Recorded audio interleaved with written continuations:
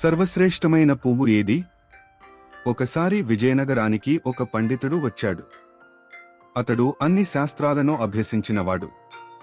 తనలాంటి పాండిత్యం ప్రపంచంలో ఎవరికీ లేదనే అహంకారంతో ఉండేవాడు. విజయనగర సభలో తన ప్రతిభను ప్రదర్శించాలనే ఉద్దేశంతో ఒక ప్రశ్నను వేశాడు. సభలో ఉన్నవారిని చూసి, నా మనసులో ఒక ప్రశ్న వచ్చింది. ఆ ప్రశ్నకు సరైన సమాధానం ఇక్కడున్న వారిలో ఎవరికైనా చెప్పగలరా అని అడిగాడు. రాజు, ఆ ప్రశ్న ఏమిటి అని అడిగాడు. అందుకు పండితుడు, ప్రపంచంలో అత్యుత్తమమైన పువ్వు ఏది? ఈ ప్రశ్నకు సరైన సమాధానం చెప్పే వ్యక్తిని నాకన్నా గొప్ప పండితుడిగా నేను అంగీకరిస్తాను అన్నాడు.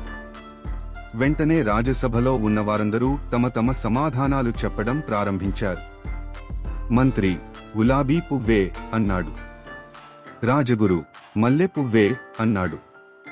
ఇంకొందరు చామంతి పువ్వు అన్నారు.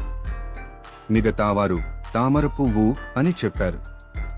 వారి సమాధానాలన్నింటినీ విన్న పండితుడు, మీరు చెప్పినవన్నీ సరైన సమాధానాలు కావు అని చెప్పి రాజును చూసి, మీ సభలో తెలివైనవారు లేరా అని అడిగాడు.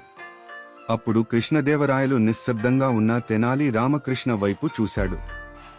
అప్పుడే తెనాలి రామకృష్ణ, ప్రపంచంలో సర్వశ్రేష్టమైన పువ్వు పత్తి పువ్వు అని సమాధానం ఇచ్చాడు. అది ఎలా? పత్తి పువ్వు ఎలా ఉత్తమ పువ్వవుతుంది అని పండితుడు అడిగాడు. అందుకు తెనాలి రామకృష్ణ, పండితులారా, మనం రోజూ ధరించే దుస్తులు పత్తి పువ్వుతోనే తయారవుతాయి.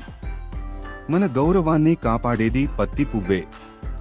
అందుకే పత్తి పువ్వే సర్వశ్రేష్టమైనది అన్నాడు. రాజు చాలా ఆనందించి తెనాలిని ఆలింగనం చేసుకున్నాడు. అంతేకాదు, బహుమతిగా 100 బంగారు నాణేలు కూడా ఇచ్చాడు.